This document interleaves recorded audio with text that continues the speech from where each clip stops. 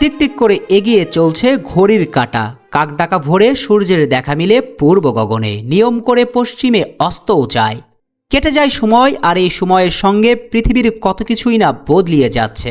কিন্তু শুধু বদলায় না বাংলাদেশ ঘরোয়া ফুটবলের রেফারিদের ভাগ্য। বছর ঘুরে বছর আসে, তবুও ঘরোয়া ফুটবলের রেফারিরা সময় মতন প্রাপ্য পাওনা বুঝিয়ে পান না। বারবার কথা দিলেও রেফারিদের সঙ্গে নাকি কেউ কথা রাখে না। আরও একটা ঈদ দরজায় করা নাড়ছে। আরও একবার ঘরোয়া ফুটবলের কার্যক্রম পরিচালনাকারী রেফারি ও ম্যাচ অফিসিয়ালরা বকেয়া বিলের আশায় চাতক পাখির মতন চেয়ে আছেন। ঈদুল আজহার আগে হাতে পাবেন বকেয়া বিলের টাকা, কিন্তু সে আশা আলোর মুখ দেখবে কিনা সেটার নিশ্চয়তা এখনও দেওয়া যাচ্ছে না।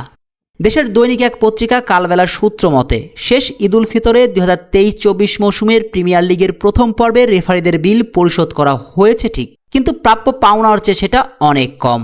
দৈনিক ওই পত্রিকাকে এক রেফারি জানিয়েছেন, ঈদুল ফিতরের আগে বিলের একটা অংশ পরিশোধ করা হয়েছে বটে, তবে সেটা মোট বকেয়ার তুলনায় নিতান্তই কম।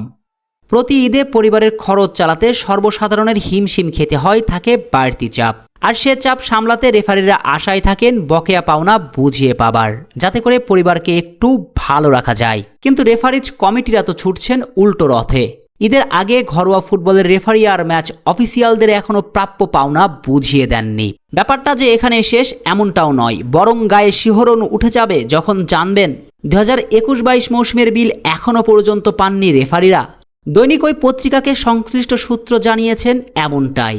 ভাবা যায়, যদিও কিছু কিছু বিল তারা পান বিভিন্ন সামাজিক অনুষ্ঠান উৎসবের আগে, কিন্তু সেটাও নাকি অনেক দেন দরবার করে আদায় করতে হয়। কেউ যদি প্রাপ্য পাওনার জন্য মুখ খুলতে চান, নিজেদের পাওনা আদায় করতে চান, তখন নাকি পড়তে হয় শাস্তির মুখে। তাই সবটাই মুখ বুজে সহ্য করে মেনে নিতে বাধ্য হন রেফারিরা।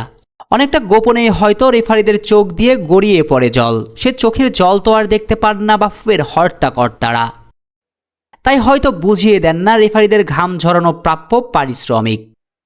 তাই ঈদের আগে রেফারিরা তাদের প্রাপ্য পাওনা পাবেন কিনা সেটা জানতে টিম স্পোর্টস কথা বলার চেষ্টা করেছিল রেফারিজ কমিটির চেয়ারম্যান আব্দুস সালাম মুর্শিদির সঙ্গে। একাধিকবার ফোনে কল করা হলেও তিনি কল রিসিভ করেননি। সে যাই হোক, তবে কি আরও একটা ঈদ রেফারিদের কাটাতে হবে খালি হাতে?